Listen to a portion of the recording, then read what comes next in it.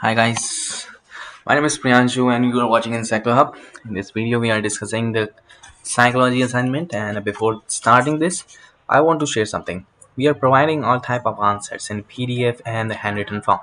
If you need this, you can contact us on our WhatsApp number, which is 900 936 8238. And we are providing also the online classes for any course.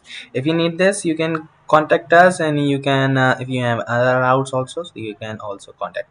Now here the question number first b is saying the what are the different um, types of memory. Make a list of the activities that require the use of memory in your day-to-day experiences.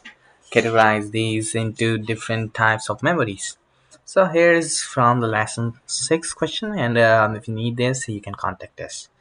For sure, we will provide all the answers on the WhatsApp, and if you need it at home, so we can also provide at your home. Thank you so much for watching. We will meet you soon in the next video.